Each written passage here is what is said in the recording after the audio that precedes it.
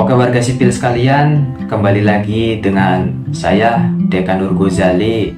Kita akan membahas pendidikan multikultural di MI atau di SD pada pertemuan kali ini. Anak-anak adalah masa depan bangsa. Apa yang kita ajarkan kepada mereka di usia dini, itulah yang akan mereka bawa sampai dewasa.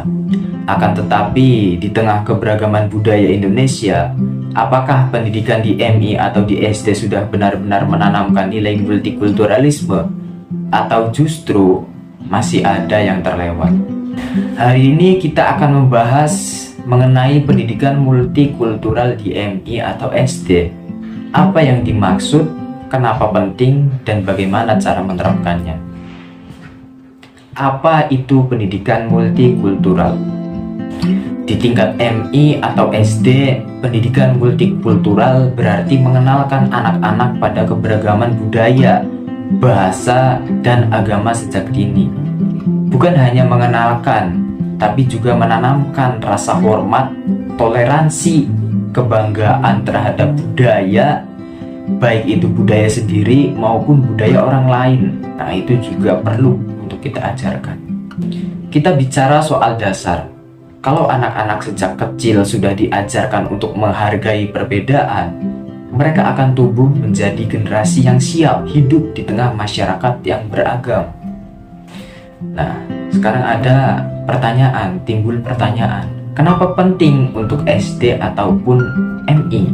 Kenapa pendidikan multikultural penting di tingkat MI atau SD? Karena pada usia inilah karakter anak mulai terbentuk.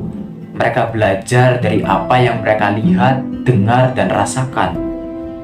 Kalau pendidikan di sekolah hanya fokus pada satu budaya atau kelompok tertentu, anak-anak kita dari latar belakang budaya yang lain bisa merasa terpinggirkan, terasingkan.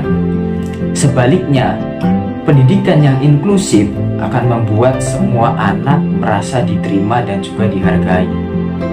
Problematika di MI atau SD.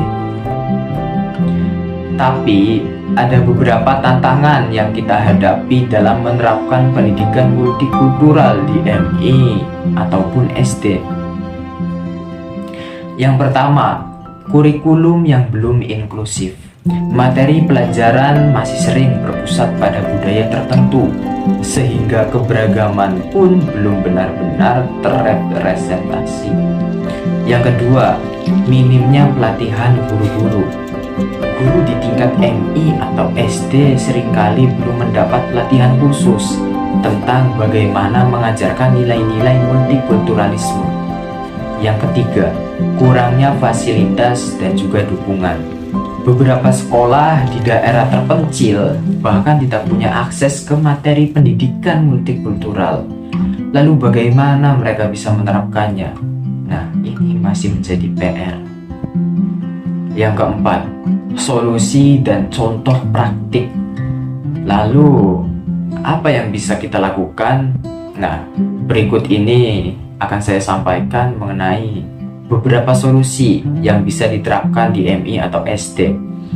Yang pertama, kita bisa mengintegrasikan budaya lokal ke dalam kurikulum.